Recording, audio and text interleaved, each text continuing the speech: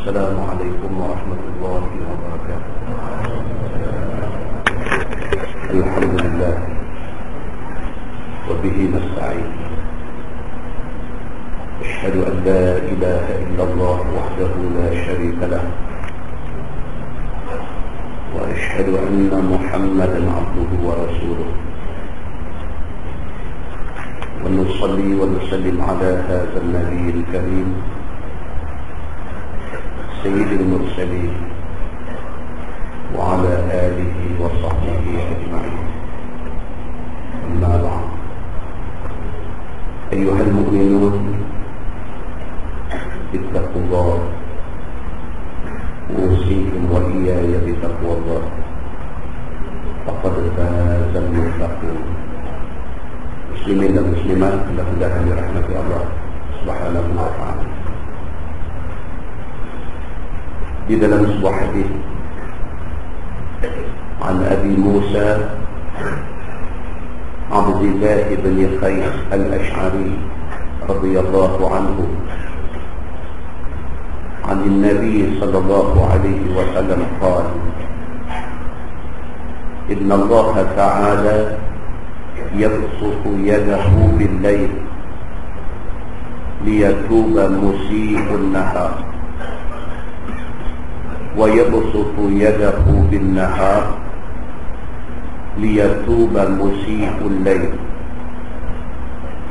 حتى تطلع الشمس من مغربها، أو كما قال. Hadis sahih riwayat Imam Muslim daripada Abdullah bin Qais al-Ash'ari radhiyallahu anhu. Nabi sallallahu alaihi wasallam bersabda,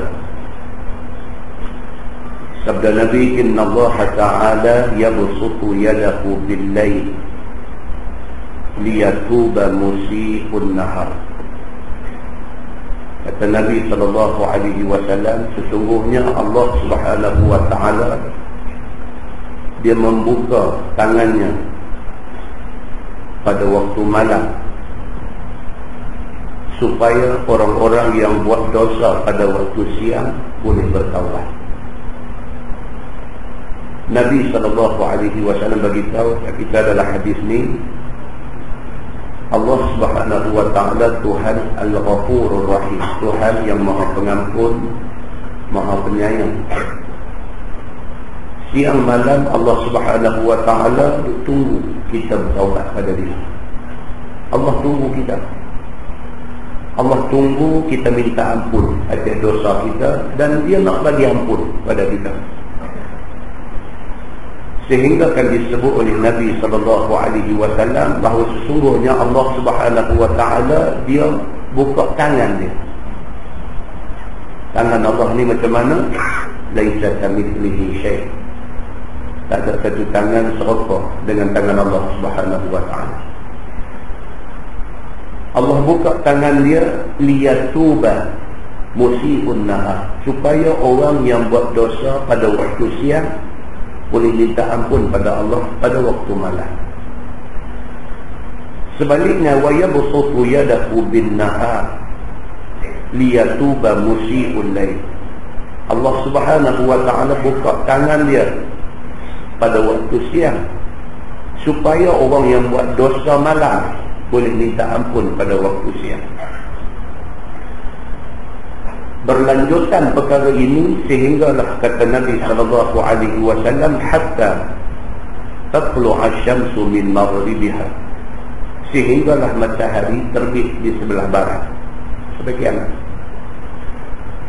Lagi mana tak mai kiamat, lagi tu Allah duk tunggu kita minta ampun dia. Pasal apa? Pasal Allah Subhanahu wa ta'ala dia Tuhan yang buat kita. Dia tahu lemah kita tang mana. Allah Subhanahu wa ta'ala dia Tuhan yang mencipta kita. Dia tahu kita manusia, silap kita banyak sangat. Maka Allah membuka peluang kepada orang yang berdosa siang minta ampun dekat Allah pada waktu malam. Orang yang berdosa malam minta ampun kepada Allah pada waktu siang. Di dalam sebuah hadis lain riwayat daripada Anas bin Malik Al-Ansari radhiyallahu anhu. Kata dia, Nabi SAW bersabda, sabda Nabi, lillahi afrahu bi taubati abdi min ahadikum saqata ala ba'irihi wa qad adallahu fi ardin falah, atau kama qala, muttafaqun alaih. Dan di dalam sebuah hadis riwayat Imam Muslim, Nabi SAW bersabda, Nabi kata, lillahi ashaddu farhan bi taubati abdi hina yatubu ilaih min ahadikum kana ala rahilati bi ardin falah fanfalatat minhu wa 'alayha ta'amuhu wa sharabuhu fa'aita minha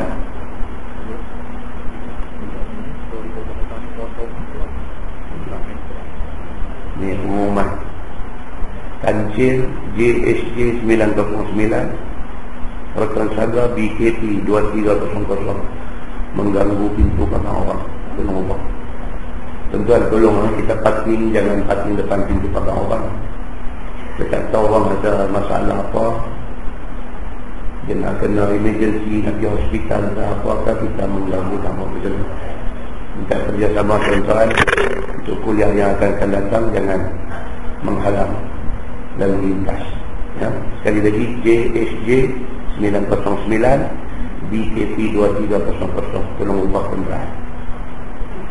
Muslimin dan muslimat yang dirahmati Allah sekalian, Nabi SAW bersabda dalam hadis Muslim, lillahi ashaddu farhan bi taubati abdi hina yatubu ilaih min ahadikum kana ala rahilatihi bi ardin falah fanfalatat minhu wa 'alayha ta'amuhu wa sharabuhu fa'aysa minha fa'ata shajaratan fattaja'a fi dhilliha wa qad aysa min rahilatihi fabainama huwa kadhalik idh huwa biha qa'imatan 'indah fa'akhadha bi khitamiha thumma qala min shiddatil farah Allahumma anta 'abdi wa ana rabbuk akhta min shiddatil farah, atau kama qala, hadis sahih riwayat Imam Muslim. Daripada Anas bin Malik radhiyallahu anhu, kata dia, Nabi SAW bersabda, Nabi kata, lillahi ashaddu farahan bi taubati abdi hina yatub ilaih. Nabi kata, Allah Subhanahu wa ta'ala cukup seronok apabila ada hamba dia yang bertaubat dan minta ampun pada dia. Nabi berita, Allah Subhanahu wa ta'ala ni seronok apabila ada hamba dia yang buat salah, minta ampun dia. Pasal apa? Pasal di situlah buktinya sifat ghafur Allah, sifat pengampun Allah tu. Kalau tak ada siapa minta ampun, tak nampak sifat pengampun Allah. Bila orang minta ampun kepada Allah, nampak sifat pengampun Allah. Maka seronoknya Allah Subhanahu wa ta'ala ni apabila ada hamba yang dia buat ni, buat dosa, minta ampun ke dia. Seronok Allah Subhanahu wa ta'ala ni, kata Nabi SAW, min ahadikum kana ala rahilatihi bi ardin falah fanfalatat minhu. Lebih seronok lagi daripada manusia yang naik kenderaan di tengah padang pasir luas, tiba-tiba kenderaan tu hilang kenderaan itu, wa 'alaiha ta'amuhu wa sharabuhu. Kenderaan tu hilang sekali dengan makanan, sekali dengan minuman, sekali dengan bekalan, sekali dengan apa, ada atas kenderaan tu hilang sekali dengan kenderaan tu. Susah hati manusia ni. Dah kata ni lah, contoh senang sudah lah, poket duit kita hilang sudah, nak abang khaita hilang dia besar sangat. Ni contoh main duduk di masjid mengaji apa semua sampai pukul 9 suku saya pergi kuliah, kita habis insya-Allah, kita sembahyang isyak apa semua, turun pergi cari setong-setong bakar apa sikit nak balik ke rumah. Pi di tempat parking kereta tak ada. Jadi dia guna dah. Dia hak mengaji malam ni lupa habis. Pasal apa terkejut kereta hilang. Bukan murah kereta kita beli ni. Second hand pun RM22,000. RM2.20 pun kita cari sampai marah habis anak bini semua. Ni kereta RM22,000. Cari hilang. Macam mana susah hati kita masa tu. Orang main tegur, dia tepuk belakang. Assalamualaikum Haji. Tak balik juga. Orang balik habis dah. Tak ada mood nak sembang dengan siapa pun. Kita kereta hilang. Orang duk tanya apa? Duk tanya orang ni balai polis tak mana. Ya lah ni nak tahu balai polis tak mana. Aku nak pilih ni kereta dah satu pasal hilang. Dalam kereta tu pula tadi on the way nak main masjid tadi, tinggal dekat ATM manakah jolok duit RM1,500. Duk ada tu selit bawah bangku kereta RM1,500. Kereta dah RM22,000, duit RM1,500. Kita punya ghaflah ni macam mana masa tu? Nabi SAW nak bayangkan gembiranya Allah ni. Nabi buat bandingan satu orang manusia duk naik unta, yang atas unta tu ada bekalan makanan, ada bekalan minuman, ada bekal untuk dia nak musafir jauh ni.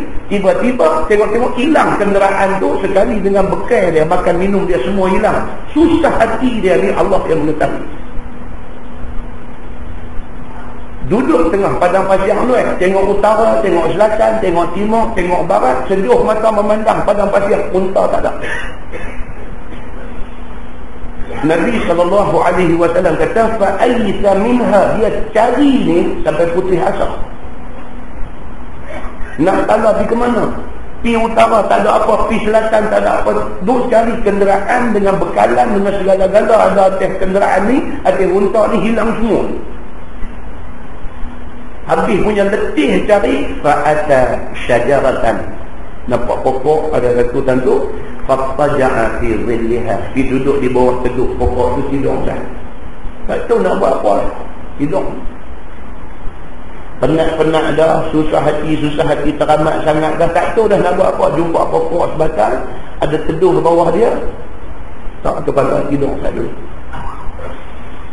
Waqad aysa min rahilati, putih asal dah dia kira hati ingat kata tak jumpa dah kenderaan ni, tak jumpa dah unta dia ni, tak jumpa dah makan minum dia ni. Ni nak pergi cari makan minum satu pasal, nak minta ke siapa, tengah padang pasir siapa pun tak ada. Putih asal dia. Fa bainama huwa kadzalik, Nabi kata tengah duduk dalam keadaan macam tu, dalam keadaan putih asal, dah tak ada harapan dah nak jumpa balik benda yang hilang ni. Iz huwa biha qa'imatan 'indah, bangkit berdiri, tidur celek-celek, unta duduk senyum sebelah dia. Unta hak kata hilang tadi, hak cari sampai putih asal tadi ni tak ada. Dia tak kepala lena, letih, celek-celek, unta duduk senyum tepi dia. Hadis tak kata senyum lah, saya kata senyum. Dia kata dalam keadaan susah hati, dalam keadaan putih asal ni, iz huwa biha qa'imatan 'indah, tengok-tengok unta duk berdiri cegat tepi dia. Fa akhadha bi khitamiha, tak buang masa, tangkap tali unta tu dulu. Nak pastikan aku ni mimpi ke sungguh punya unta ke. Pak pegang tali tu dah. Tunggu dah, aku tak mimpi. Summa qala min syiddatil farah, kemudian terkeluar di mulut dia kerana seronok yang teramat sangat yang tak boleh nak cerita. Dia kata Allahumma anta abdi wa ana rabbuk. Terbalik. Dia berkata, ya Allah ya Tuhanku, engkaulah hamba aku dan akulah Tuhan kau. Nabi abang, hadis ni hadis sahih riwayat Imam Muslim. Nabi nak bagi tahu seronok dia ni, dia seronok ni, benda yang dia sangka tak jumpa dah, benda yang dia dulu sangka hilang terus dah, benda yang kerana hilang ni nak jadi susah besar kepada dia ni, tiba-tiba mai duk ada tepi dia. Seronok ni, pegang-pegang tali unta tu, keluar di mulut, Allahumma anta abdi, ya Allah ya Tuhan aku, engkaulah hamba aku. Dia kata, wa ana rabbuk, dan aku Tuhan. Terbalik. Nabi kata akhta min syiddatil farah. Silap tu pasal apa? Kita silap cakap tu pasal apa? Akhta. Silap tu min syiddatil farah. Kerana terlampau seronok pergi bercakap pun tersilap. Seronoknya orang yang hilang satu barang yang dia sangka tak jumpa dah, tiba-tiba jumpa balik. Seronok dia tu lebih seronok lagi Allah apabila ada hamba dia yang buat dosa, minta ampun pada dia. Tuan-tuan faham tak hadis tu? Hadis kompleks sikit hadis ni, tapi Nabi nak habaq yang tu. Nak habaq kata Allah Subhanahu wa ta'ala ni duk cumbu kita minta ampun ke dia. Nak habaq kata Allah Subhanahu wa ta'ala ni Tuhan Maha Pengampun. Dia tak jual mahal dalam bab nak mengampun dosa hamba ni. Sebaliknya Tuhan tunggu kita. Kok kita nak angkat tangan nak minta, Allahumma ghfirli, ya Allah ya Tuhan ampunkan aku. Allah tunggu kita minta ampun. Mana-mana hamba dia minta ampun ke dia, dia akan tunaikan permintaan hamba itu. Muslimin dan muslimat yang dirahmati Allah sekalian. Sampai bila Tuhan akan macam ni? Di dalam sebuah hadis riwayat daripada Abdullah bin Umar bin Al-Khattab radhiyallahu anhuma, kata dia anin Nabi sallallahu alaihi wasallam qala inna Allah azza wa jalla yaqbalu taubatal 'abdi ma lam yughargir, atau kama qala, hadis sahih riwayat Imam At-Tirmizi. Daripada Abdullah bin Umar bin Al-Khattab radhiyallahu anhu, anak Sayyidina Umar Al-Khattab kata Nabi sallallahu alaihi wasallam bersabda, Nabi kata inna Allah azza wa jalla yaqbalu taubatal 'abdi. Nabi kata Allah Subhanahu wa ta'ala dia akan terima taubat hamba. Allah Subhanahu wa ta'ala tunggu manusia minta ampun, tunggu manusia bertaubat, dia akan bagi ampun, dia akan terima taubat. Sampai bila? Malam yughargir, selagi mana nyawa tidak sampai dia ghargharah. Maknanya lagi kita tak mati, selagi itulah peluang untuk kita minta ampun dan kita bertaubat kepada Allah terbuka luas. Kesimpulan daripada 3 hadis yang kita baca, yang pertama, mana ada bumi yang tak pernah kena timpa yang hujan? Tak ada. Tuan-tuan pergi gurun Sahara yang kering kontang tu pun pernah hujan turun ke dia? Pernah. Maknanya mana ada manusia yang tak ada dosa? Mana ada manusia yang tak ada dosa? Oleh itu banyak-banyak minta ampun kepada Allah. Bertaubatlah atas dosa-dosa kita. Satu. Kesimpulan yang kedua, kita berdosa kepada banyak pihak. Kita berdosa dengan Allah. Tuan-tuan, seumur hidup kita sampai malam ni umur kita dah 50, tak ada ke kita buat dosa dengan Allah? Tak ada ke sekali kita selek semayang fardu? Ada dosa kita dengan Allah. Tak ada ke sekali kita puasa tetapi kita tidak jaga adab-adab puasa? Ada. Daripada akhir balik sampai umur kita 50 malam ni, takkan tak pernah kita puasa tapi kita buat benda yang Allah tak bagi kita buat ketika kita puasa. Maknanya kita berdosa dengan Allah Subhanahu wa ta'ala. Bahkan lebih teruk lagi, di kalangan kita ni ada yang pernah terlibat dengan riba. Pernah dulu beli rumah ambil loan riba, sedangkan riba dosa besar. Kita pernah ambil loan kereta pakai loan riba, kita berdosa besar. Bahkan kita pernah berdosa dengan mak bapak kita. Mana ada manusia dalam dunia ni tak ada mak, tak ada bapak, kecuali individu-individu istimewa yang tertentu seperti Nabi Allah Isa alaihi salam, tak ada bapak. Kita semua ada mak, ada bapak. Takkan seumur hidup kita tak pernah kita bagi tegurih hati mak bapak kita, secara sengaja, secara tak sengaja. Yang pentingnya kita ada dosa dengan mak ayah kita. Kita berdosa dengan isteri kita, kita berdosa dengan suami kita, kita berdosa dengan anak-anak kita, kita berdosa dengan adik-beradik, dengan kak, dengan abang, dengan adik kita. Kita ada dosa dengan jiran tetangga kita, kita ada dosa dengan kawan-kawan sekerja dengan kita. Banyak dosa kita kalau nak kira. Minta ampun kepada Allah Subhanahu wa ta'ala, minta maaf kepada orang yang terlibat dengan kita dalam menyebabkan kita berdosa ni. Pasal apa? Semua benda ni boleh meringankan kita ketika kita balik menghadap Allah Subhanahu wa ta'ala. Ringan kita. Kita kurang dosa dengan orang ramai, kita kurang dosa dengan Allah. Sebab kita clear masa kita hidup atas dunia sebelum mati, kita bagi clear. Kita bagi clear ni jadi ringan kita. Dan kesimpulan yang ketiga, Nabi SAW bersabda di dalam sebuah hadis riwayat daripada Jabir radhiyallahu anhu. Nabi bersabda, yub'atsu kullu 'abdin 'ala ma mata 'alaihi, atau kama qala, hadis sahih riwayat Imam Muslim. Nabi SAW bersabda, Nabi kata dibangkitkan setiap manusia di mahsyar esok. Kita semua esok Tuan-tuan saya, semua hak dah mati dah, hak tak mati lagi, orang alim, orang jahil, semua. Nama kata manusia ni, yub'atu kullu 'abdin 'ala ma mata 'alaih. Nabi SAW kata, dibangkitkan kita daripada kubur di akhirat esok ni dalam keadaan kita semasa mati kita. Kalau masa kita mati itu, kita satu orang yang bersih, kerana kita banyak bertaubat, kerana kita banyak minta ampun. Bangkit kita di mahsyar esok ni, bangkit dalam keadaan bersih. Kalau masa mati kita, kita satu orang yang menjunjung sunnah Nabi, bangkit kita di mahsyar esok, keadaan kita bersih. Kalau masa kita mati itu, masa akhir hayat kita tu, kita satu orang yang Allah bagi kat kita hati ikhlas, perkataan kita ikhlas, amalan kita ikhlas, bangkit kita di mahsyar esok ni, bangkit dalam keadaan bersih. Maka Nabi SAW pesan, Nabi kata, yub'atu kullu 'abdin 'ala ma mata 'alaihi. Akan dibangkitkan manusia daripada kubur mereka di hari akhirat esok, ikut keadaan dia last masa dia mati, dia orang macam mana. Jadi tuan-tuan, saya pesan diri saya pesan dekat tuan-tuan semua, bersihkanlah diri kita dengan banyak beristighfar, banyak minta ampun, dan banyak bertaubat kepada Allah.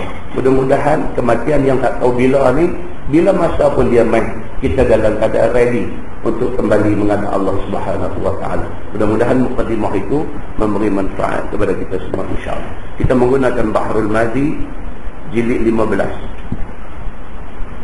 Bahrul Mazi jilid 15, muka surat 150. Muka surat 150, bab ma jaa fil qarni tsalits. Itu bab yang datang pada menyatakan hadis yang membicarakan perkara kurun yang ketiga.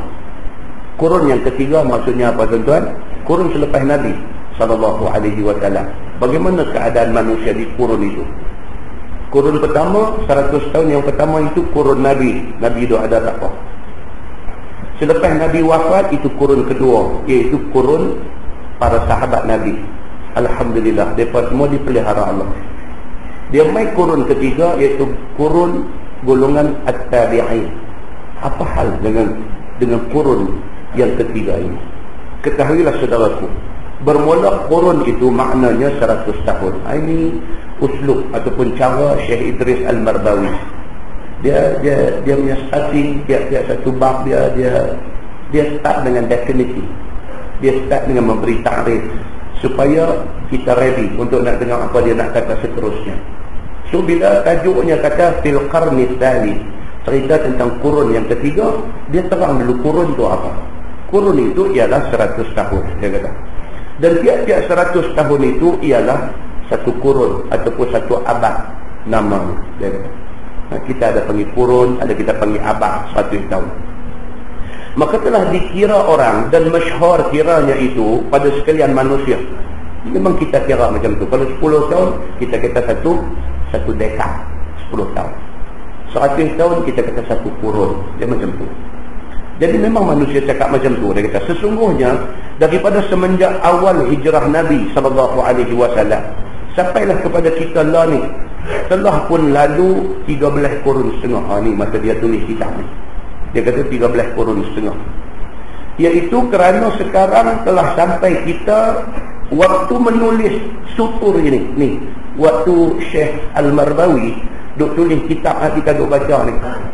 Tuan-tuan nak cari alim macam dia ni macam mana tuan? Bahrul Mazi 22 jilid, macam ensiklopedia yang orang putih duk buat tu. Dia buat kitab Sunan At-Tirmizi ni, syarah kepada hadis-hadis At-Tirmizi ni, dia bagi nama Bahrul Mazi, Lautan Madu ni. Dia tulis ni sampai jilid ke-15 kita duk baca ni. Dia kata sampai di baris ni, baris kita duk baca dah ni, dia kata di dalam tahun 1359 Hijrah.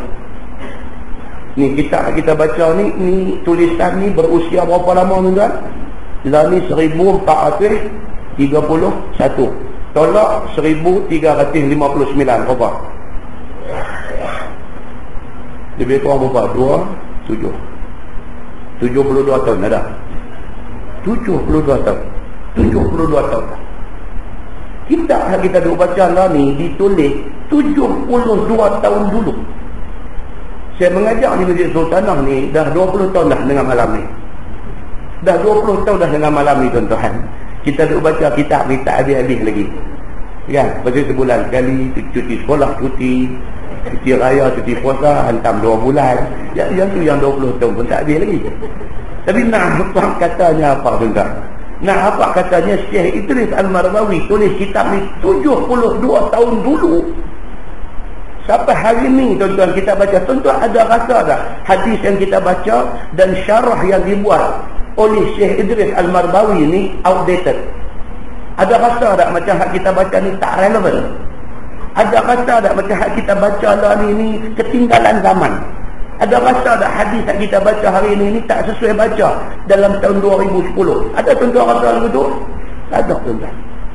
Pasal apa tak ada? Pasal hadis Nabi ini adalah daripada Allah Subhanahu wa ta'ala. Allah yang buat turun main Quran, Allah hantar main Nabi, Nabi menerangkan isi kandungan Quran dengan hadis yang kita duk baca ni. Oleh kerana Quran itu daripada Allah, oleh kerana kata-kata Nabi ini daripada Allah Subhanahu wa ta'ala, maka Allah akan pastikan apa yang kita baca hari ini evergreen, sentiasa relevan dan sentiasa sesuai sehinggalah hari kiamat. Itu Islam. Itu Islam, satu agama yang daripada masa turunnya sampai hari ini, sampai kiamat tidak akan berubah walau satu pun. Quran yang turun zaman Nabi, Quran yang dibukukan jadi Mushaf Osmani pada zaman Sayyidina Osman itu, sampai kita hari ini, sampai kalau panjang umur ada anak cucu kita esok ni, Quran itu satu huruf pun tidak hilang, satu huruf pun tidak dipindah, satu huruf pun tidak boleh dipalsukan oleh sesiapa. Itu Islam. Yang kita wajib kena rasa bangga dengan Islam ni, pasal kita memegang satu agama yang genuine, satu agama yang original, satu agama yang tidak ada unsur-unsur tindakan pada dia. Sedih tuan apabila orang Islam hari ini dia jadi Allahu Akbar, isu nama Allah saja memalukan semua pihak. Ulama besar-besar bertelagah tentang hal ni. Dia ni kata lagu ni, dia ni kata lagu ni. PhD holder dalam bidang agama keluar cakap macam-macam, tak sealiran, tak sejalan. Pihak yang memulakan isu ni gelak tengok keadaan orang Islam hari ni, gelak tengok. Kita baru acah sikit kata kita nak gunakan terjemahan God kepada Allah, acah sikit aja. Tu dia tengok. Tak sekata, tidak sependirian, masing-masing dengan hujah yang berbagai-bagai. Apa nak jadi? Belum bercakap soal besar lagi, soal kecil aja baru. Hak satu kata tak apa boleh, hak satu kata tak apa tapi kita kena letak syarat, hak satu lagi pula kata tak boleh, itu boleh jadi kufur, boleh jadi murtad. Kacau tuan-tuan. Muslimin dan muslimat yang dirahmati Allah sekalian, rapuhnya orang Islam hari ini, rapuhnya sampai macam tu. Kita takut kepada anak bangsa, anak yang sama agama dengan kita sendiri. Kita takut dia terpedaya dengan translation yang satu itu. Kita sendiri tahu anak-anak kita hari ini dari segi akidahnya, dari segi imannya fragile. Orang putih kata fragile maknanya rapuh, mudah pecah. Takut sekali dengan kerana keluar satu buku tulis kata Tuhan tu Allah pun budak ni dah jadi confused lah. Kita takut sampai macam tu. Budak-budak kita ni kita takut sampai macam tu. Dalam keadaan Tuhan mereka tak tahu nama Allah pun dia pergi jadi kalang kabut ni, bukan sikit dah. Apatah lagi tuan-tuan, dia main keluar buku esok ni, dia ubah nama Tuhan, nama Allah. Budak-budak jenis nano-nano ni, budak-budak jenis rapuh akidah ni, budak-budak ni bila baca buku-buku macam tu terpedaya dia. Tuan-tuan, kalau dulu, satu ketika dulu tak lama pun cerita black metal baru berapa tahun, 2 tahun 3 tahun macam tu aja. Bukan sikit budak Melayu kita ni tak. Black metal, mereka approach budak-budak ni senang aja. Mereka main jumpa budak-budak hak kaki rambu ni, hak tak tahu waktu semayang pukul berapa, hak tak tahu hukum hakam agama, yang mengaji agama daripada darjah 1 sampai tingkatan 5 tapi tak erti apa pasal agama ni. Mereka main approach, mereka main dekati budak-budak ni, mereka tanya simple punya soalan. Lepas kata adik bangsa apa, adik agama apa? Saya orang Melayu, saya orang Islam. Ni adik semayang tak lagi Zuhur ni. Penyek, tak semayang. Orang Islam kalau tak semayang, salah tak? Tanya budak ni. Salah. Salah tu maksudnya apa? Berdosa tak? Dosa. Ni adik orang perempuan, adik tak pakai tudung ni, salah tak dalam Islam? Salah. Ni kalau adik tak pakai, adik berdosa tak? Dosa. Dia pergi macam tu. Dosa. Susah nak agama adik ni, silap sikit dosa, silap sikit dosa, dia masuk. Adik tak semayang pun dosa. Nak semayang pun sehari sampai 5 kali tu. Pagi-pagi buta dah nak kena semayang dah. Tengah hari baru duduk nak balik sekolah apa semua nak kena semayang lagi. Sehari petang nak pergi main bola nak kena semayang dulu. Susah nak agama adik ni, semayang banyak sangat. Dah tu pula kalau tak buat berdosa. Adik tak mau kan main agama kami. Agama kami Tuhan sama juga, Tuhan Allah juga. Agama kami semayang seminggu sekali aja. Seminggu sekali tu pun kalau adik ni tak semayang, tak salah, tak berdosa, tak masuk neraka. Bagi kita hadu main mengaji tiap-tiap bulan Masjid Sultanah ni, kalau cakap macam tu kena penampak buta lah bagi kita. Tapi bagi anak kita tuan-tuan, bagi cucu kita tuan-tuan, macam mana dengan mereka ni? Tuan-tuan boleh bagi satu garanti, anak kita, cucu kita, mereka ada kekebalan, mereka ada immunity, mereka tahan dengan macam ni punya provokasi. Isu-isu yang macam ni perlu diambil kira bila bercakap satu-satu benda. Kita bercakap betul satu benda, sedangkan pihak lain berstrategi. Kita berbaik sangka, itu suruhan agama, tapi pihak lain baik sangka kan dia dengan kita. Maka perkara-perkara macam ni kena duduk, kena bincang, expert dalam bidang yang tertentu kena brief kita. Pihak yang buat siasatan, yang buat kajian tentang budak-budak yang boleh terjerumus ke kancah-kancah rosak akidah ni, kena main bagi briefing dekat orang agama ni. Kalau kata dulu black metal, pihak special branch ada buat kajian tentang black metal, finding, dapatan yang mereka dapat daripada kajian ni, mereka kena main brief alim ulama ni, kena bagi tahu betapa bahayanya mereka ni. Kita nak boleh kata kita setuju dengan kita nak kata kita tak setuju tu, kita kena dengar briefing daripada banyak pihak dulu, baru satu cakap keluar. Jangan siapa teringat nak cakap, siapa teringat nak cakap, nampak dia jadi dalcah habis semua. Tentu boleh rasa ada kekecewaan kita dalam bab ni, kecewa kita ni. Sedangkan mereka baru acah sikit dah. Begitu jadinya. Muslimin dan muslimat yang dirahmati Allah sekalian, saya secara peribadi saya setuju dengan tindakan minta supaya benda ni dibawa ke mahkamah yang lebih atas, bincang balik dan buat keputusan semula tentang kebenaran yang telah diberikan. Muslimin dan muslimat yang dirahmati Allah, kita kena ambil ingat generasi masa depan, anak-anak kita satu agama dengan kita ni. Kena ingat tuan-tuan, bila dah terantuk baru nak tengadah, dia sudah sangat lewat kemudiannya. Muslimin dan muslimat yang dirahmati Allah, ini Syekh Idris Al-Marbawi bercakap tentang isu-isu yang macam ni 71 tahun dulu. Dia bercakap sampai hari ni benda ni relevan lagi. Kata dia sesungguhnya telah lalu di dalam masalah 167 yang lepas, dalam juzuk yang ke-15 ini, hadis yang menunjukkan tiada satu tahun kemudian daripada satu tahun, melainkan tahun yang kemudian daripadanya itu lebih teruk daripada tahun yang dahulu. Kita dah baca dah hadis ini. Nabi SAW dah bagi tahu dah, tuan-tuan jangan mengharapkan tahun yang mendatang lebih baik daripada tahun ni dan tahun yang lepas. Keadaan akan getting worse. Orang putih kata dia akan pergi lagi teruk, dia akan pergi lagi karut, dia akan pergi lagi macam tu dia akan jadi. Keadaan akan jadi macam tu. Zaman Nabi SAW zaman terbaik dalam sejarah Islam. Main zaman sahabat Nabi okey lagi. Main zaman tabi'in dah start dah. Sama-sama orang Islam ni dah start dah jadi macam-macam dah, berebut nak jadi khalifah dan sebagainya.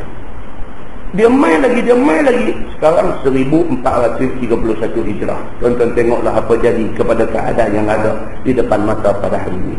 Maka ni yang dia nak bagi tahu. Daripada tahun ke tahun keadaan akan semakin teruk, dan cukup panjang di sana telah diterangkan kehendak dan perihal yang berlaku itu.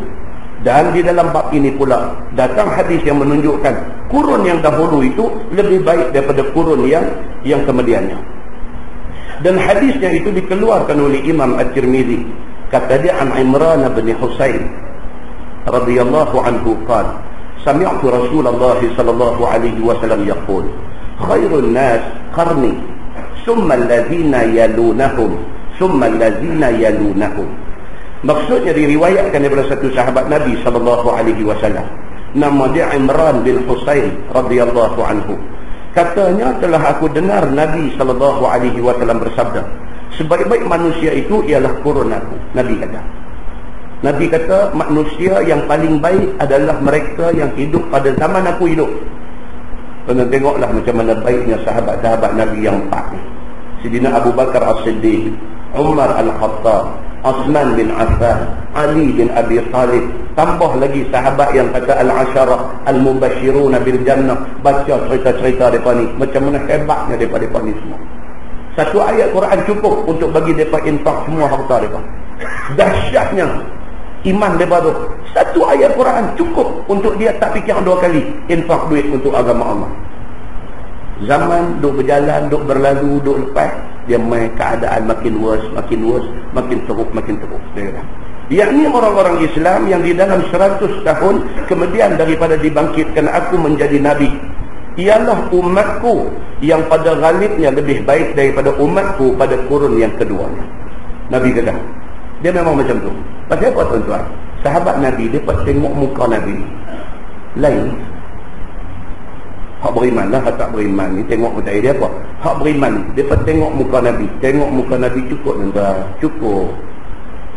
Tengok muka Nabi tu pahala. Tengok muka Nabi disusuli dengan rasa sayang, gandaan pahala.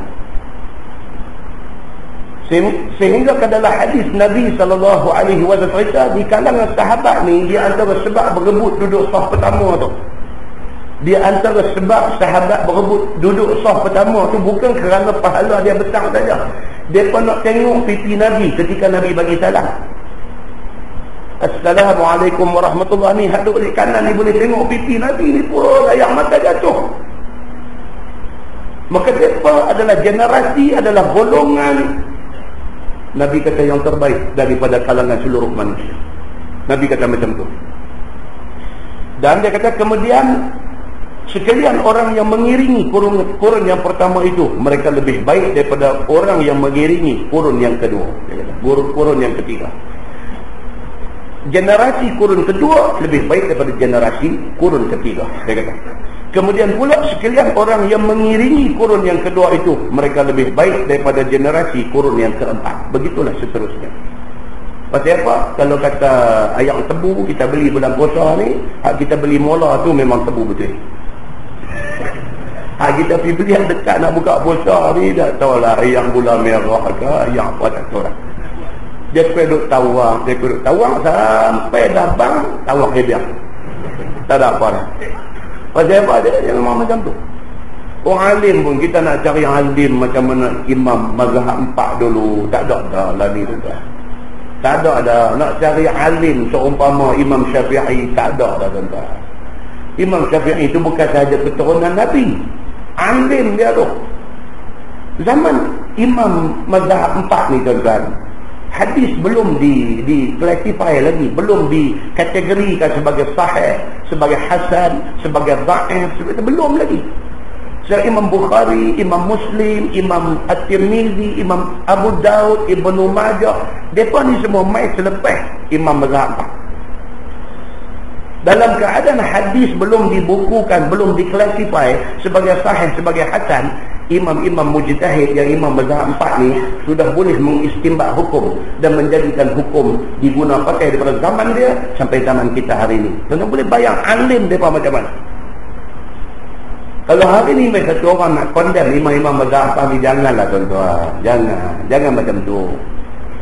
Pasal apa? Pasal generasi tu generasi yang masih hebat. Dia makin kemudian ni makin tawang, tak ada apa kemudiannya. Muslimin dan muslimat yang dirahmati Allah sekalian.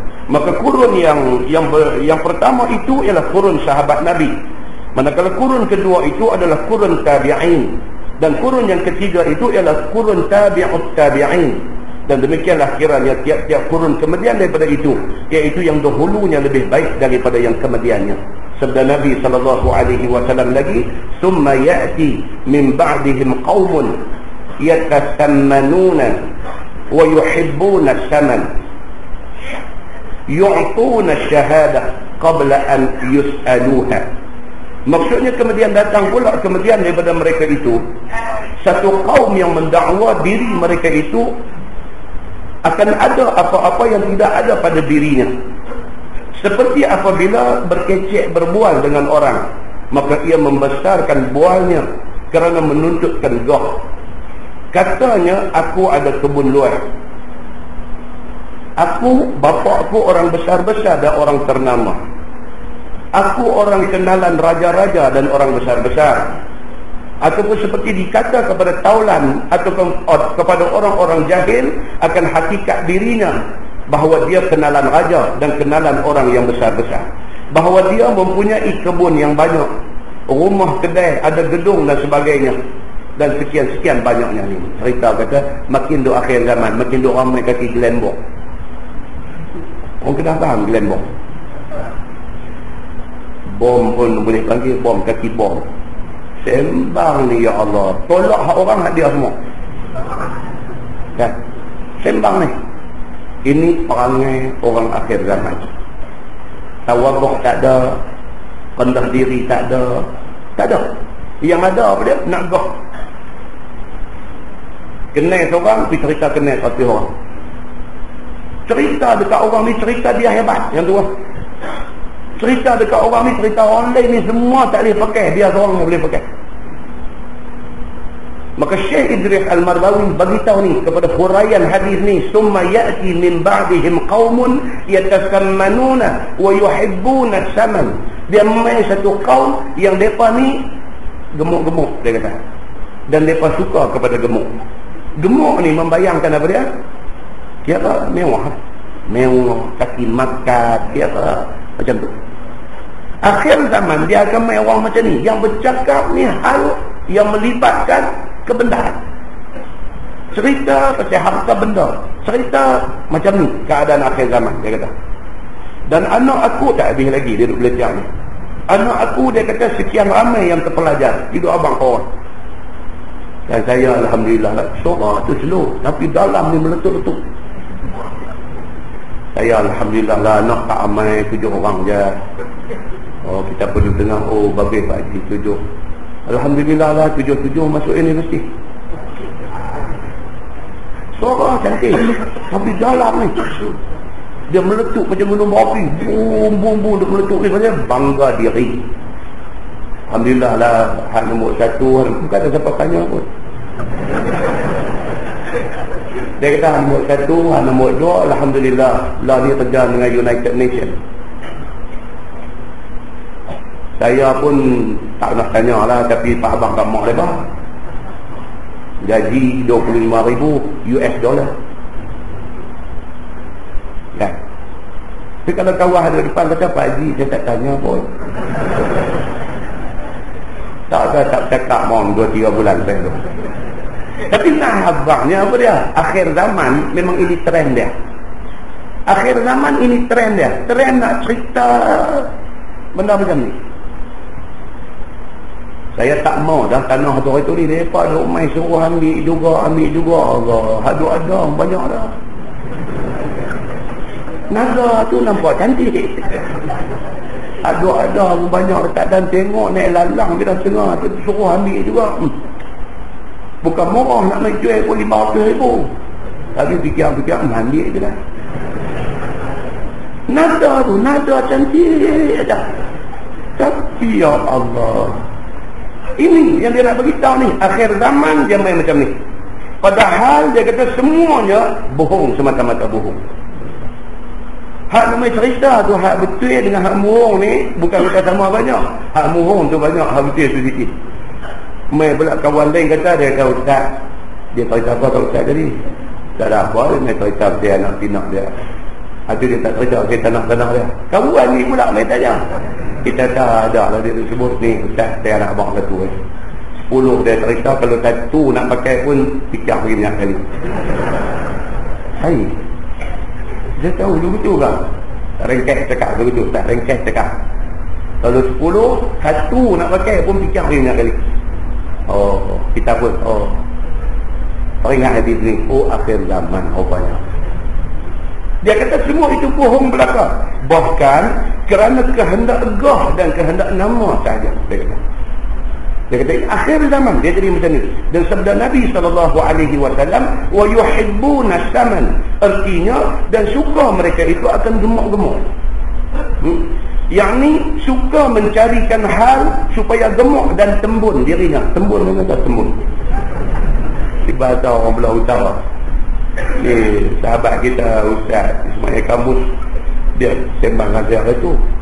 Dia kata, entah duk baca kitab Baharul Madi. Dia kata, anak nak baca juga. Dia kata, tapi perkataan dia kadang duk main terkejut-terkejut. Dia kata macam Syekh Idris Al-Marbawi ni, dia orang utara ni. Dia orang Lubuk Merbau, Pelda Lubuk Merbau kan. Orang Lubuk Merbau asal dia. Jadi dia bahasa kita. Dia tulis tembun tu.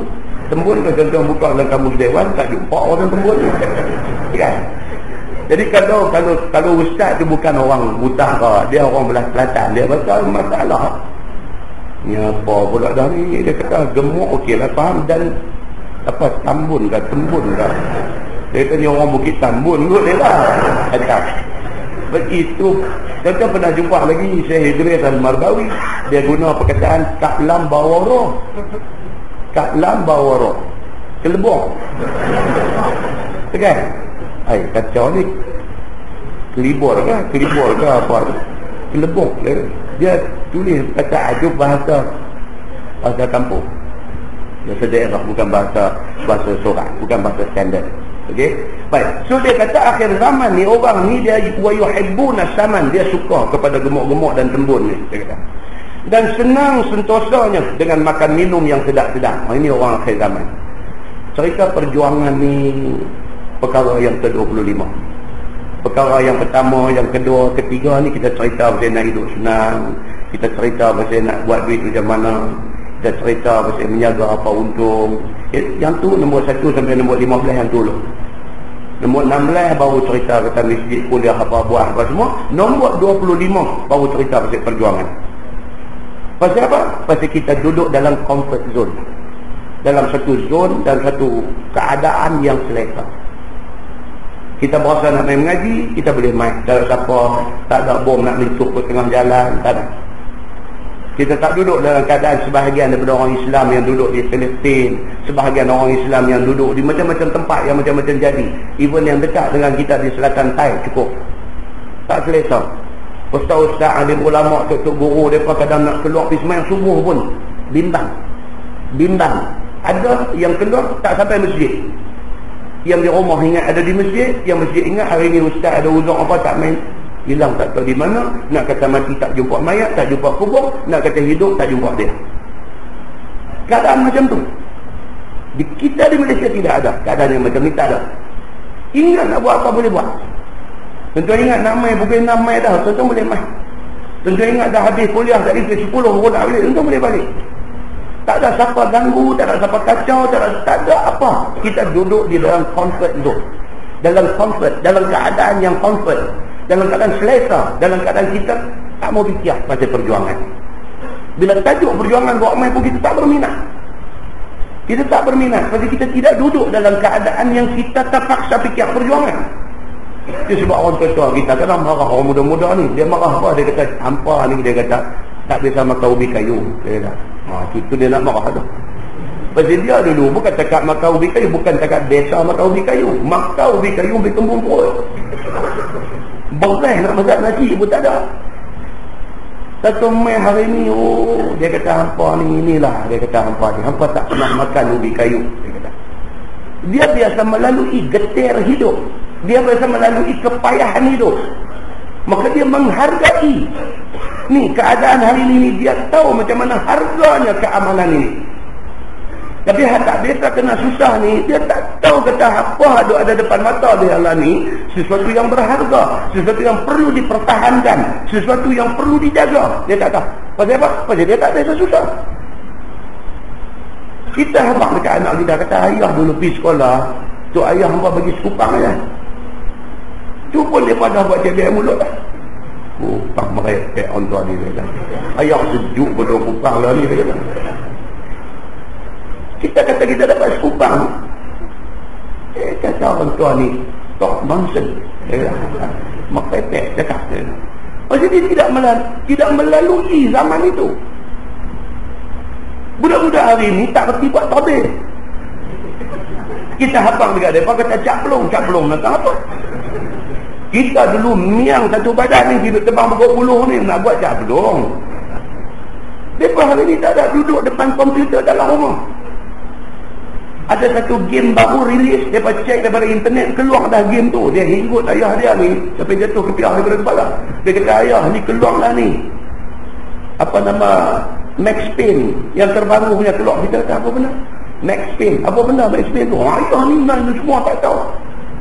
Anak kita hari ni contoh nak bercakap dekat dia tentang perjuangan, jangan tuan-tuan. Maka ni yang Nabi SAW bagi tahu 1400 tahun dulu. Nabi bagi tahu benda yang zaman tu tak ada lagi, tapi Nabi bercakap tentang future. Ini istimewa Islam tuan-tuan. Baik dalam Quran, baik dalam hadis Nabi, dia bersifat futuristik. Dia bersifat masa depan. Benda yang tak jadi lagi, Quran bagi tahu dah. Benda yang tak jadi lagi, Nabi bagi tahu dah. Dan ternyata apa yang Allah sebut dalam Quran, yang Nabi sebut dalam hadis, ternyata jadi. Manusia menjelang akhir zaman ni, dia duduk dalam satu suasana yang selesa, yang tak berminat nak dengar tentang soal jihad, tak berminat dengar tentang soal perjuangan, tak berminat nak cerita tentang soal nak dakwah Islam kepada orang. Dia tak minat. Dia celak mata tengok semua Islam, ayah dia Islam, mak dia Islam, ayah dia tak pernah kena garis BP pun kerana Islam. Sahabat Nabi Ammar bin Yasir tengok macam mana mak dia orang ambil besi panas, cucuk kemaluan sampai mati. Dia tengok macam mana pak dia Yasir, orang panggang hati-hati, macam mana orang duk panggang Dajjal di Mekah tu, tekong $10 tu. Pak dia kena panggang, menitik minyak badan titik-titik. Dia tengok benda tu, kalau bercakap tentang perjuangan, dia bukan sahaja boleh bercakap, bahkan dia melihat, bahkan dia melalui perjuangan itu.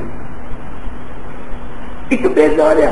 Dan beza ni yang Nabi nak bagi tahu kat kita, yang hadis Nabi sebut 1400 tahun dulu, malam ni kita baca.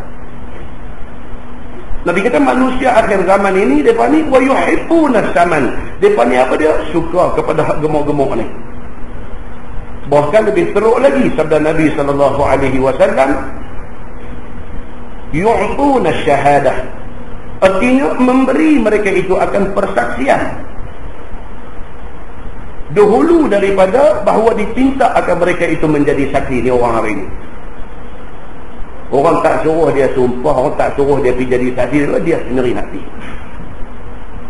Tak ada siapa suruh saksi ni, biar orang suruh kita tampil sebagai saksi. Tak ada siapa suruh dia sendiri bagi saya tahu, saya tengok benda ni, saya jadi saksi. Saya pelik.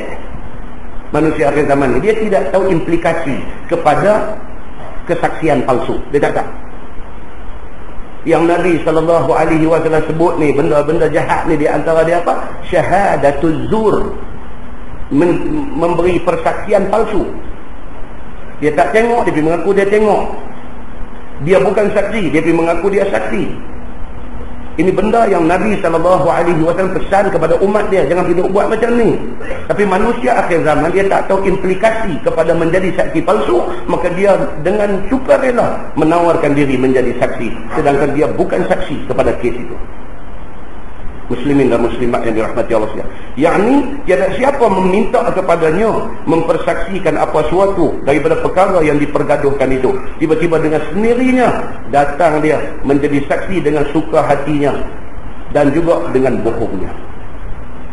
Dia volunteer nak pergi jadi saksi, suka rela nak pergi jadi saksi, dibohong pula lagi dalam persaksian yang dia bagi. Terkadang-kadang bersumpah dia dengan tiada siapa suruh dia bersumpah. Orang tak suruh sumpah pun pergi sumpah. Pergi di masjid, pergi doa angkat Quran, sumpah ni betul. Siapa suruh? Orang tak suruh pun. Dia pergi sendiri, dia offer diri dia nak pergi bersumpah. Begitu sekali. Bahkan dia seorang diri sahaja bersumpah bohong kerana meluluskan apa kehendaknya. Dengan tak ada pasti pergi volunteer nak sumpah, nak mengaku satu benda yang orang tak suruh. Ini keadaan manusia akhir zaman.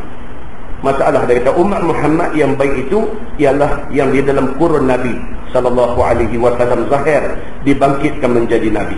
Bermula dalil yang menunjukkan atas yang demikian ialah hadis yang dikeluarkan oleh Imam At-Tirmizi. Kata dia an Imran bin Husain radhiyallahu anhu qala Rasulullah sallallahu alaihi wasallam khairu ummati al-qarnu alladhi bu'ithtu fihim. Lebih kurang maksud yang tadi lah. Diriwayatkan daripada satu sahabat Nabi SAW, nama dia Imran bin Al-Husain radhiyallahu anhu. Kata dia sabda Nabi SAW, sebaik-baik umatku ialah sekalian orang yang di dalam kurun yang dibangkitkan aku di dalam kalangan mereka itu menjadi Nabi, yakni daripada kalangan sahabat aku. Nabi endorse benda tu, Nabi mengesahkan benda tu. Nabi kata umat manusia yang ramai-ramai ini yang paling baik ialah orang yang hidup pada zaman aku. Nabi kata orang yang hidup pada zaman itu. Sebab tak boleh tuan-tuan kita suka hati nak mencela ataupun nak mencerca sahabat-sahabat Nabi. Tak boleh. Tak sama mereka dengan kita. Kita buatlah macam mana pun, kita tak akan sama dengan mereka. Pasal apa? Pasal mereka bersama dengan Nabi pada zaman awal Islam, pada zaman susah Islam ni. Mereka bersama dengan Nabi. Walaupun mereka derma pada masa itu 1,000 rial, katalah hari ini kita derma 100,000 ringgit, tak boleh sama dengan mereka. Sebab mereka derma ketika Islam ni tak popular, kita derma ketika Islam sudah popular. Dia golongan as-sabiqun al-awwalun. Mereka adalah golongan yang awal-awal, orang yang mula-mula pada zaman Islam mula-mula muncul. Mereka lah orang yang bawa naik Islam sampailah kepada zaman yang kita terima Islam pada hari ini. Sampai bila pun kita tak boleh potong mereka dari segi pengorbanan mereka untuk Islam. Muslimin dan muslimat yang dirahmati Allah sekalian. Sabda Nabi SAW lagi, summal ladzina yalunahum qala wala a'lamu dzakara tsalits am la. Maksudnya kemudian generasi yang berikutnya adalah yang mengiringi golongan sahabat itu, yakni mereka sebaik-baik umat kemudian daripada orang yang 100 tahun pertama itu. Dan orang-orang yang di dalam 100 tahun yang kedua, kata rawi, dan tiada aku ketahui dan aku tidak yakin adakah menyebut Nabi akan kurun yang ketiga ataupun tidak. Dia kata aku tak sure. Yang sure Nabi kata yang paling baik golongan sahabat yang hidup sama dengan Nabi, kemudian generasi yang kedua, generasi tabi'in. Hak berikutnya tu aku tak sure Nabi ada sebut kata tak sebut. Kata rawi hadis ini. Sabda Nabi SAW lagi, summa yansha'u aqwamun yashhaduna wa la yustashhadun wa yakhunun wa la yu'tamanun wa yarshu fihi mussaman. Sama macam tadi juga. Kemudian daripada kurun yang ketiga itu jadilah beberapa kaum yang naik saksi mereka itu dengan sendiri dan bersumpah dengan nama Allah padahal tiada siapa minta mereka itu bersumpah, dan khianat mereka itu kepada orang dan tiada boleh dipercayai mereka itu. Dia dah main dah. Golongan yang kawat ni dah mula main. Golongan yang khianat, golongan dah main. Bahkan jika ditaruh apa-apa kepada mereka amanah, pastilah dihabiskan dan diengkarkannya. Kita disimpan duit pun dia kebal kat dia. Dia dah main dah golongan yang tak takut dosa ni. Dan apa-apa katanya tiada diperbuatnya. Dia ramai dah golongan yang cakap tak sopan dengan perbuatannya. Dia ramai dah golongan macam ni. Dan memasyhurkan di dalam mereka itu akan gemuk, yakni sentiasalah mereka itu bermegah-megah akan makan minum, tidur, pakaian dan segala yang sedap-sedap. Dia mai dah generasi yang tak mau sakit. Tak mau sakit. Syaitan nak senang saja. Tak mau nak jadi susah, nak jadi nak tumpah darah untuk Islam, semua tak mau. Yang membawa kepada gemuk tubuh dan lebih-lebih kepada dunia. Dan kata At-Tirmizi, ini hadis hasan lagi sahih. Dia kata. Tonton tengok muka surat sebelah. Ayat bawah tu pun dia ulang lagi cerita yang sama. Bab ma jaa fil khulafa. Itu bab yang datang pada menyatakan hadis yang membicarakan khalifah Rasulullah sallallahu alaihi wasallam. Ketahuilah saudaraku, bermula khalifah itu ialah satu orang yang menjadi ganti kepada Nabi SAW, yakni kemudian daripada wafat Nabi, menjalankan sebagaimana yang disuruh Allah. Ini cerita selepas wafat Nabi, orang yang mengambil alih tempat Nabi sebagai pemerintah negeri. Mereka itu dipanggil khalifah. Mereka itu adalah khalifah. Khalifah makna dia pengganti. Dia pengganti Nabi dalam nak mentadbir negeri. Ini start daripada Nabi wafat, dia timbul soal ni. Siapa nak ganti Nabi? Bukan mengganti Nabi menjadi Nabi, tetapi mengganti Nabi sebagai pemerintah negeri. Di situ start dah. Nak bagi siapa? Hadis sinilah timbul macam-macam cerita tuan-tuan. Yang kemudiannya Syiah kan pun main satu version cerita dia. Mereka kata sebenarnya apabila wafat Nabi, Ali lah orang yang paling layak menjadi khalifah yang pertama. Tapi dia kata 3 orang ni rampas benar daripada Ali, daripada klaim macam tu. Dia kata Abu Bakar, Umar, Osman telah mengambil hak Ali sebagai khalifah. Sepatutnya Ali yang duduk bangku sebagai pengganti Nabi. Lepas tu dia exaggerate lagi sejarah ni sampai ke tahap dia kata apa? Cuba tengok semasa sahabat-sahabat berada di balai Taqifah Bani Sa'idah, duk bincang tentang siapa nak ganti Nabi sebagai pemerintah negeri ni. Ali tak ada. Dia kata pada masa tu memang betul Ali tak ada. Ali tak ada tu bukan kerana dia tak setuju dengan 3 sahabat ni. Ali tak ada kerana dia keluarga yang terdekat dengan Nabi.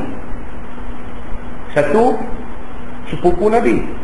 Yang kedua, menantu Nabi. Maka dialah orang yang paling layak menguruskan jenazah Nabi yang mulia ni. Kerana dia adik-beradik paling dekat. Mai kau belah ni pun dia sepupu, mai kau belah ni pun dia menikah dengan anak Nabi, dia jadi menantu Nabi. Maka sudah sewajarnya urusan jenazah Nabi dia yang menguruskan. Maka dia ada di rumah menguruskan Nabi. Sahabat-sahabat tu ada di sana memikirkan tentang soal siapa nak ganti Nabi memerintah negeri. Kerana kalau sekiranya negeri tak ada pemerintah, kacau tu kan. Tuan-tuan boleh bayanglah kalau masjid tak ada tu imam, kacau. Siapa nak naik ni? Ni nak sembahyang ni, tengok siapa nak naik. Tengok ni, nampak dia ni sorban besar ni, tolak dia pun. Dia sorban dia besar, hati dia kecil. Dah kita orang kata orang tu, saya tak pakai sorban ni, itu kata begitu. Dah. Contohnya, kan? Dia pakai sorban, dia ikut sunnah Nabi, cantik dah. Tapi jangan tolak dia jadi imam. Oh, dia kata kalau kerana pakai sorban yang nak suruh aku jadi imam, dia kata aku tak mau pakai, dah rongkai balik dandan. Pasal apa dia tak berani juga nak naik duduk tuan tu. Mungkin ingat senang kan nak jadi macam pemangku Sultan Pahang, nak pemangku Sultan Kelantan, nak naik jadi imam sembahyang hajat kepada ribuan orang di stadium Sultan Muhammad Kelantan tu. Belakang dia tu bunyi haji tu ada. Berani ke dia nak naik jadi imam? Nak sebut bismillah lagi jadi macam kawan hilang unta. Konok tengah jumpa pada unta tadi ni. Terus dia kata dia terbalik bercakap pula. Tenang kan tuan-tuan? Itu bunyi haji ke belakang ni. Nak bismillah pun lagi dia dah dia pergi sidak dia auzubillah darah ke apa dia nak jadi itu ketang ni. Kan? Auzubillah darah pula. Bismillahirrahmanirrahim. Cantik dah tu baca surah dulu dah baca Fatihah kemudian dia. Gabra. Kan? Pasal apa tu perasaan ni orang lagi kemas duduk di belakang. Kan? Benda-benda macam ni. Nah, muslimin dan muslimat yang dirahmati Allah sekalian. Maka Ali bin Abi Talib mengambil tanggungjawab itu sebagai dia keluarga terdekat. Dia urus jenazah Nabi. Belum Syiah mengambil kesempatan atas sejarah yang berlaku ni, dia kata Ali tak pergi ke balai Taqifah Bani Sa'idah untuk bincang siapa nak ganti Nabi jadi khalifah kerana dia tak setuju dengan mereka ni. Dan mereka tu gila puasa, dia kata. Abu Bakar, Umar, Osman ni gila puasa. Jenazah Nabi tak ke bumi lagi daripada kira nak prabu jawatan. Dia pergi kona kot tu. Tuan-tuan nampak tak? Ini yang kata politik. Politik ni satu isu boleh diulas dengan 10 macam ulasan. Kalau hak suka dia ulas secara positif. Kalau hak tak suka dia ulas secara negatif. Isu satu, insiden yang sama, tapi ulasannya berbeza. Pasal apa? Pasal interest dalam diri pengulas itu tidak sama. Kita kena faham benda-benda ni semua. Maka sejarah tu memang macam tu. Nabi wafat dan pada masa itu yang Abu Bakar, Umar, Osman tu ada di sana bincang siapa nak ganti Nabi. Yang Ali tu ada di rumah urus jenazah Nabi. Itu perkara hak sebenar jadi. Tapi pandangan daripada pihak yang bermacam-macam. Satu pihak kata Abu Bakar, Umar, Osman ada di sana pasal apa? Pasal jawatan pemimpin negeri ni penting. Kalau tak ada, kacau. Maka benda tu mesti diuruskan segera. Hak ni Ali dah ada dah, tak apa Ali tolong urus. Sekali mai time sembahyang kita pakai mai semua. Itu satu ulasan. Ulasan Syiah pula kot lain. Dia kata tengok Ali dia tak macam depa ni. Depa ni gila puasa. Depa nak jawatan khalifah. Ali dia ada jaga Nabi sampai akhir hayat Nabi. Dialah yang urus Nabi. Dia pergi ulas kot tu pula. Peristiwa yang sama, ulasannya berbeza. Pasal apa? Pasal pandangan politik yang tidak sama. Muslimin dan muslimat yang dirahmati Allah. Benda ni disebut balik di dalam bab yang kita baca ni, bab Maja'atil Khulafa. Cerita tentang khalifah ini. Dia kata dan berjalanlah sebagaimana jalan yang diajak oleh Nabi SAW dan menurut bekasnya dan jalannya, maka menjadi khalifah Rasulullah SAW itu tiadalah boleh seorang diri. Dia kata, nak menjadi pengganti Nabi ni tak boleh seorang diri. Maksud apa? Tak boleh ismawa diri. Tak boleh ni minta laluan sikit bagi saya lah jadi khalifah, boleh tak? Tak boleh lah betul. Tak boleh lah betul. Minta bagi kat saya lah khalifah ni, mereka bagi kat mereka. Oh tak boleh lah betul. Sayyidina Abu Bakar, Sayyidina Umar, Sayyidina Osman dia ada di sana bukan mereka menawarkan diri. Mereka tu ada di sana kerana jawatan itu penting. Nabi kata apa? Nabi kata kalau naik kenderaan nak bermusafir, kalau ada 2 orang atau 3 orang ataupun lebih, Nabi kata seorang mesti jadi ketua. Kita naik kereta nak pergi mengaji ni, naik 2 orang, naik 3 orang, seorang kena jadi ketua. Apa-apa jadi dia akan bagi final say. Final say. Kata muktamad dia kena bagi dan orang lain kena dengar. Kalau kita tak pilih siapa jadi ketua, tak lagi dia ni kata utara, dia ni kata selatan, dia ni kata timur, kacau bila habis. Ketua kena ada. Pentingnya jawatan itu di dalam Islam. Ini kan pula nak mentadbir negeri. Islam sudah ada satu daulah. Islam sudah ada satu kerajaan di Madinah. Dan hari ini Nabi wafat. Pengganti Nabi mesti kena lantik sekarang juga. Abu Bakar As-Siddiq tak tawar diri dia. Orang pilih dia berdasarkan beberapa kriteria. Oh no, mai balik cerita yang ni, mai cerita istimewa Abu Bakar di sisi Nabi ketika Nabi masih hidup. Maka akhirnya sepakat pilih Sayyidina Abu Bakar menjadi khalifah. Dia bila dapat jawatan, apa ucapan Sayyidina Abu Bakar As-Siddiq bila terima jawatan? Bila dilantik, diamanahkan jawatan itu kepada dia. Dia kata, inni wulitu alaikum walastu bi khairikum. Ucapan yang paling indah dia keluar. Inni wulitu alaikum. Sesungguhnya aku telah dilantik menjadi wali, menjadi ketua ke atas hampa semua. Walastu bi khairikum. Bukanlah aku orang yang paling baik di kalangan hampa semua. Hari ini tak ada ucapan macam tu. Saya mengucapkan ribuan terima kasih kepada tuan-tuan dan perempuan yang memilih saya. Dengan senyum pun nampak nakai. Itu dah menang lah. Masa nak pilih calon ni pun la ilaha illallah. Masa nak pilih calon ni, macam-macam pilihlah aku. Jangan pilih dia. Dia ni cibicik, dia ni cibicik, dia ni cibicik. Mati-mati mau. Muslimin dan muslimah yang dirahmati Allah.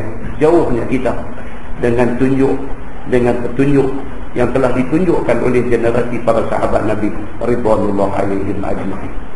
Muslimin dan muslimah yang dirahmati Allah sekalian. So, dia kata di sini, dia kata tak boleh dengan semawa diri. Bahkan, maulah dengan diangkat oleh kaum muslimin yang mempunyai kekuatan dan lainnya dengan berakad janji dan mengaku dialah khalifah Rasulullah SAW. Mesti dengan orang mencadangkan dia dan sokongan yang padu daripada majoriti orang, baru dia boleh menjadi khalifah. Begitu keadaan dia kata. Dan orang-orang besar-besar dan orang-orang yang mempunyai kekuatan itu pula semuanya maulah mengaku taat dan menurut apa perintahnya. Ni zaman tu tuan-tuan semua hebat. Kalau Abu Bakar hebat, kalau Abu Bakar tu hebat, Umar pun hebat, Osman pun hebat, Ali pun hebat. Masing-masing dengan kehebatan masing-masing. Itu yang nama-nama besar. Nama yang kurang besar sikit, Abdurrahman bin Auf juga hebat. Talhah bin Ubaidillah juga hebat. Dalam pada yang hebat-hebat tu nak pilih cream of the cream, orang putih kata. Nak cari hak cream daripada kalangan cream ada. Bukan senang benda. Tapi oleh kerana zaman sahabat yang merupakan generasi terbaik ini, mereka tak berasa dia lebih layak daripada orang lain. Dia rasa orang lain lebih layak pada dia. Dengan kerana ada sifat tu, siapa yang dipilih, semua orang bagi bai'ah, taat setia kepada dia. Tengok, beza banyak lah daripada hal zaman yang Nabi kata qarni, kurun aku yang terbaik itu, dengan kita hari ini beza cukup banyak. Mereka melihat jawatan itu sebagai taklif, sebagai satu beban atas belakang. Hari ini orang melihat jawatan itu sebagai tasyrif, sebagai satu kemuliaan, privilege untuk dia. Daripada awal pandangan dia dah tak betul, bila dia duduk di bangku tu, dia akan jadi orang yang tak betul. Muslimin dan muslimat yang dirahmati Allah sekalian, maka tidaklah menjadi khalifah itu sebarang-barang orang sahaja. Bahkan maulah ia daripada bangsa Quraisy kalau zaman tu. Hak nak dilantik duduk tu mesti Quraisy. Quraisy ni bangsa yang apa nama? Yang paling mulia di kalangan suku Arab yang ada pada masa tu. Quraisy. Dan apa nama? Dalam kalangan Quraisy tu pula ada pula satu puak yang perasan pula. Dia ada pula satu puak perasan dalam Quraisy ni. Dia panggil puak Humus. Ha min sin, Humus. Atau tuan-tuan baca adalah hadis cerita pasal manasik haji, tuan-tuan akan jumpa cerita tentang puak Humus ni. Apabila mai apa perintah haji, disyariatkan ibadat haji, daripada kalangan Quraisy, Humus ni depa tak mau wukuf di Arafah. Depa nak wukuf atas bukit dekat Muzdalifah. Jadi pasal apa yang tak mau pergi di Arafah, duduk di padang datar sama dengan orang ramai? Pasal mereka rasa mereka lebih mulia daripada orang lain. Maka tak wajar mereka yang mulia ni pergi duduk buih sekali dengan golongan marhain di bawah tu. Mereka nak wukuf di atas bukit di Muzdalifah. Ini yang timbul keluar mai hadis daripada Nabi SAW yang Nabi kata al-hajju Arafah. Haji itu ialah mesti kena ada di Arafah. Nampak turun hilal ni, amnaru kat turun hilal. Nampak tak? Dia ada orang-orang yang golongan-golongan yang macam ni ada. Baik. So dia kata dalam kalangan Arab itu Quraisy lah orang yang mulia. Lagi alim mereka itu, berakal mereka itu daripada beberapa syarat di dalam kitab-kitab fiqh. Syarat-syarat yang agama ada kepada kebanyakan golongan Quraisy ini. Maka sebelum wafat Nabi SAW telah dikhabarkan akan banyak bilangan khalifah kemudian daripada wafatnya yang jadi mereka itu daripada bangsa Quraisy, sebagaimana tersebut dalam hadis yang dikeluarkan oleh At-Tirmizi dengan kata dia an Jabir bin Samurah radhiyallahu anhu qala Rasulullah sallallahu alaihi wasallam yakunu min ba'di 12 amiran. Nabi sebut macam tu. Apa dia?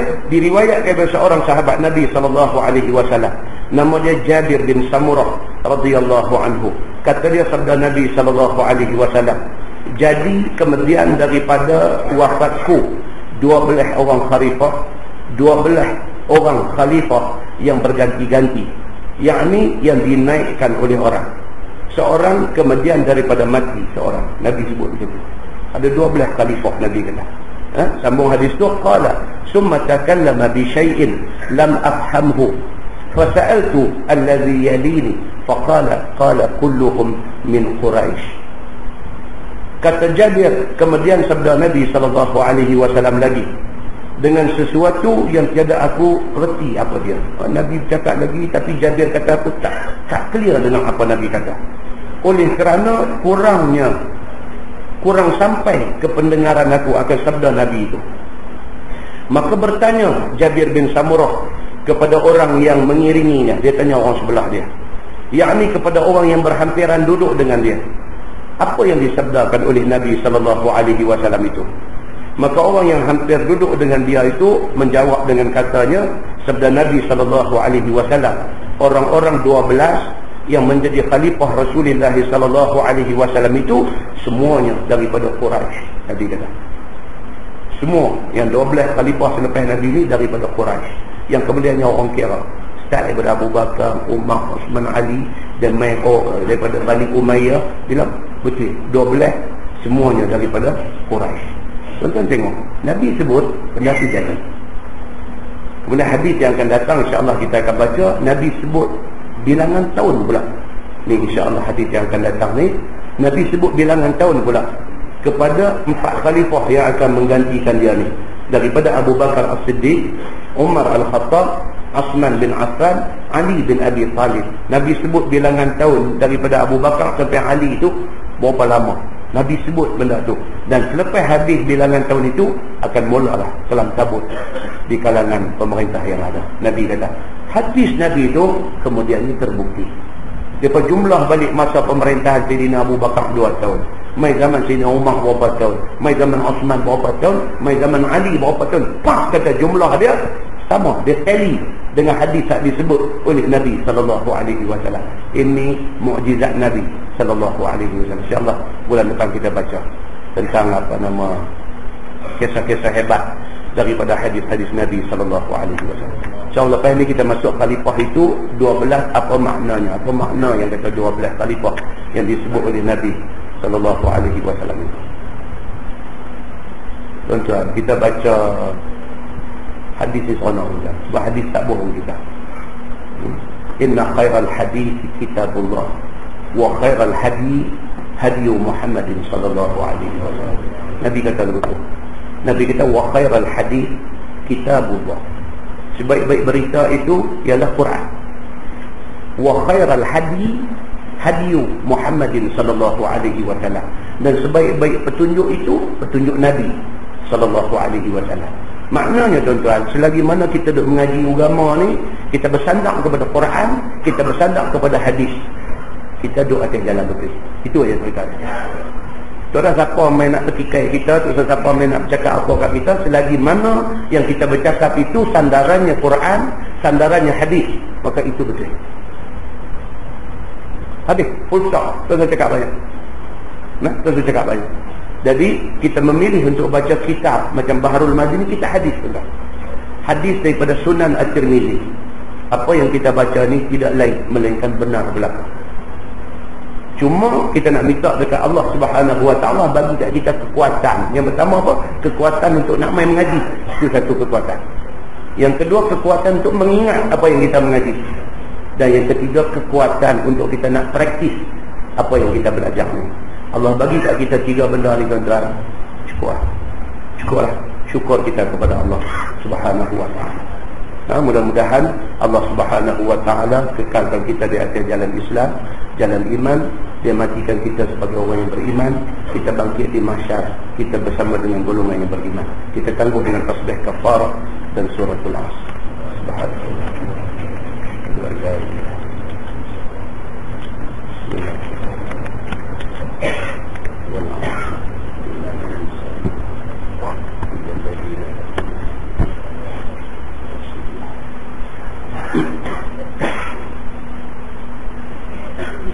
اللهم صل على محمد في الأولين والآخرين وسلم رضي الله تبارك وتعالى عن سادتنا أصحاب سيدنا رسول الله أجمعين. بسم الله الرحمن الرحيم. الحمد لله رب العالمين حمدا يوافي نعمه ويكافئ مزيده. يا ربنا لك الحمد كما ينبغي لجلال وجهك الكريم وعظيم سلطانك. رضينا بالله ربا وبالإسلام دينا وبمحمد نبيا ورسولا. اللهم افتح علينا فتوح العارفين وارزقنا فهم النبيين بجاه خاتم المرسلين. اللهم فقهنا في الدين وعلمنا التأويل واهدنا صراطك المستقيم. اللهم أرنا الحق حقا وارزقنا اتباعه وأرنا الباطل باطلا وارزقنا اجتنابه. اللهم اجعل جمعنا جمعا مرحوما وتفرقنا من بعده تفرقا معصوما. وصلى الله على محمد وعلى آله وصحبه وسلم والحمد لله رب العالمين. السلام عليكم.